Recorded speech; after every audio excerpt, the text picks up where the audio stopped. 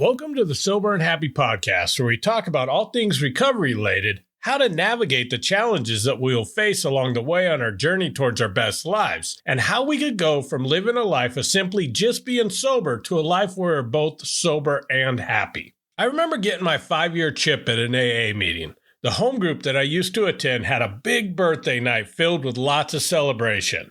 When I got home, although I felt a sense of achievement with reaching 5 years, which I never thought could be possible, I felt an emptiness inside. As I sat on my couch, a simple question popped into my head. Are you happy? I could think of moments when things were going my way that I felt good, but I realized that those never lasted. I sat there in silence thinking harder until I finally had to answer the question honestly. No, I'm not. In today's episode, I want to discuss the steps I took from being lost in a life where I was sober but unfulfilled, and how I have transformed my life into one that is filled with joy, happiness, and fulfillment. So buckle up. This is going to be a great episode.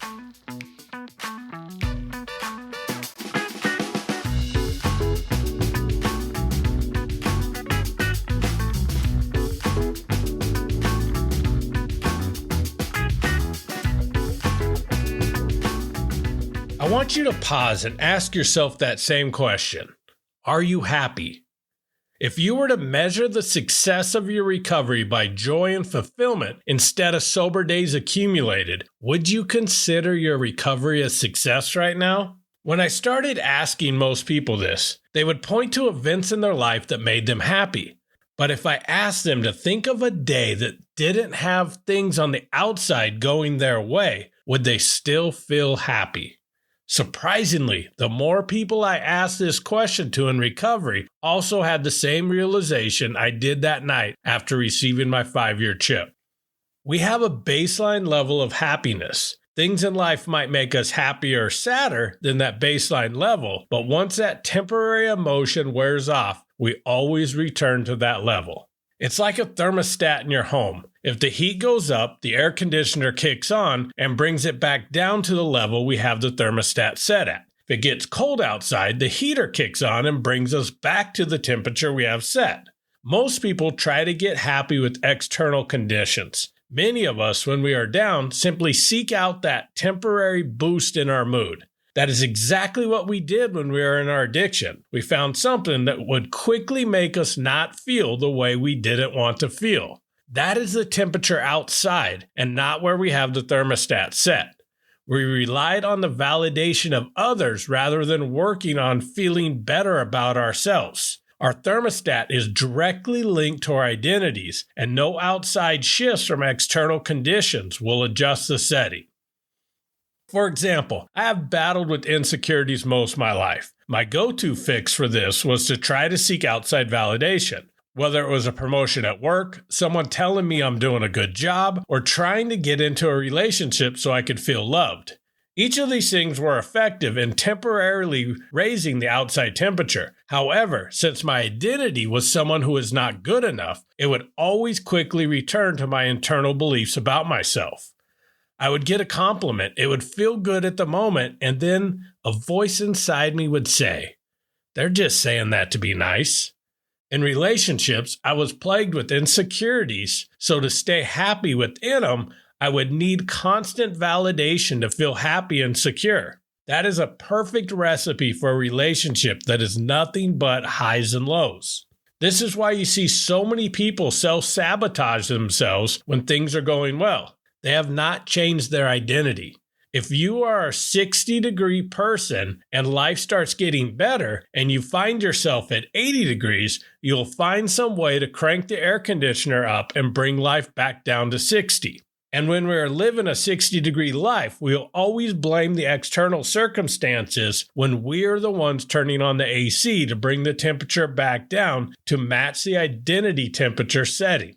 You could recognize these people easily since they always talk about how life is unfair, how unlucky they are, and they seem to think the whole world is out to get them.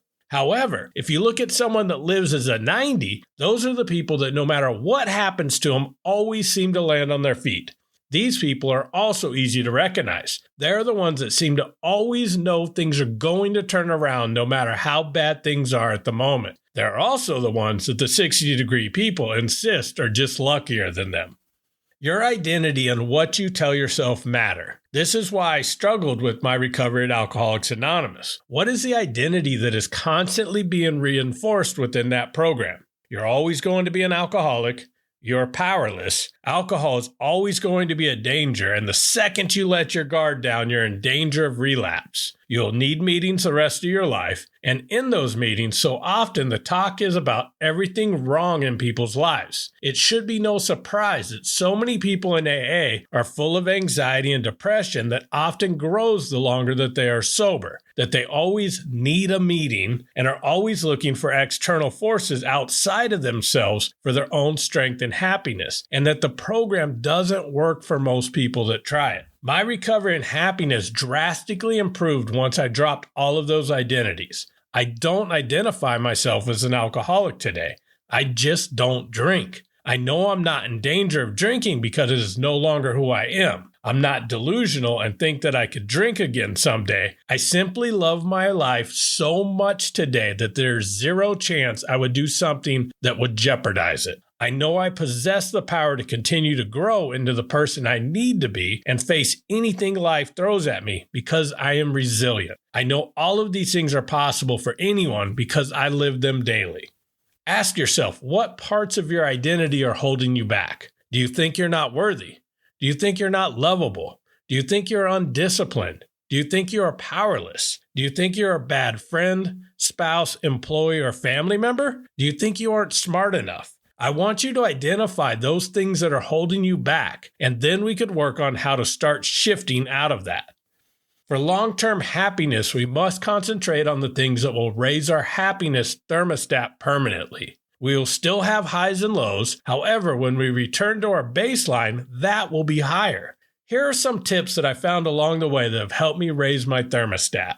We must seek long-term joy over temporary happiness. Don't do fast food recovery. Yes, it is instant and it tastes good, but it has no long-term positive effects on our life. The work to raise the thermostat is harder and is not instant. So when we come from a world of instant gratification, it is natural to still seek out those quick fixes. However, that is what ultimately is many people's demise. Just like alcohol and drugs, those quick instant highs always have a crash, so we find ourselves living a life where we're either really happy or really depressed. Many of us, when we are down, simply seek out things that temporarily boost our mood. That is exactly what we did when we were in our addiction. We found something that would quickly make us not feel the way we didn't want to feel. That is the temperature outside and not where we have our thermostat set. For example, early in recovery, you see a lot of people jump into relationships. In my opinion, they are the ultimate fix. They fill so many different pain points and are an instant high that when it is working is even more powerful than any bottle of booze or drug. However, the crash is even harder. When we seek a relationship because we are feeling down, we're entering into it in an unhealthy state. We're often lonely, insecure, or depressed. Then we find someone that temporarily makes us feel great, and we put all of the power of our happiness into their hands. Then when it doesn't work out, we come out of it even worse than before. We desperately want that moment that felt so good in the beginning again, so we seek it out another time and then repeat that process because when we are just chasing the rush, we're not stopping and evaluating why things keep working out so badly. We're not taking the time necessary to first become the type of person we want to attract. We're simply chasing something to make us not feel like we are at the moment, and in that process, putting our happiness in the hands of other people. Look at the things you are seeking that you think will make you happy. Are these things that are temporary or things that will fulfill you? This doesn't mean not to do things that are fun and exciting to bump that temperature up for a moment. However, the key is knowing that these things don't raise the temperature permanently, and we should also be focusing on things that fulfill our lives. Another key is to start talking more about a bright future versus a dark past. You become the story you tell. If your story is one of a victim, you'll always stay in victim mode. However, if you're telling a story of a hero rising from the ashes and accomplishing more than anyone thought is possible, you will start becoming the hero of your own story. This does not mean we completely ignore the things that happened in our past, since most of us have a lot of things we need to heal and repair. However, ask yourself why you are repeating the story of your past. Is it to work on healing from it, to make amends for past wrongs done, or to relate to someone going through a similar thing? Or are you simply doing it for other reasons that are keeping you stuck as that person and holding you back from growing into the person I know you could be?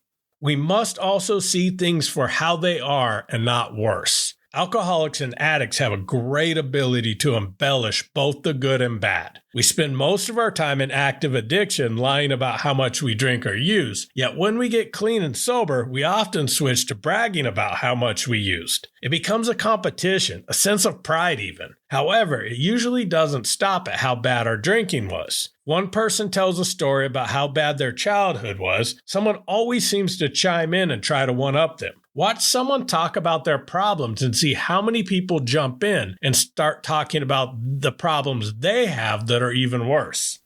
That brings me to the next point, which is it is important to surround ourselves with positive people who are motivated to improve rather than just complain about everything wrong with the world.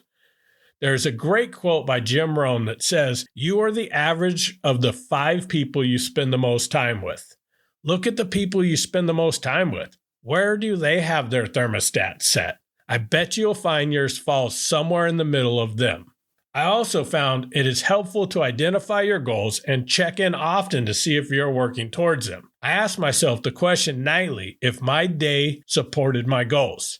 This doesn't mean every day, all day, I'm doing nothing but doing things that move me towards them, but even on my rest days, I shouldn't be doing things that sabotage them. For example, right now, the 2 things I'm working on are living a healthier lifestyle and growing and improving this podcast. I work hard Monday through Saturday, but Sundays are my rest day, both from the gym and from working on anything. So even though I may not make any progress on that day that checks any boxes for moving forward on these goals, when I take a day off once a week, it lessens the chance of burnout, so that is actually helping me towards my goal. So doing nothing is not a failure on that day.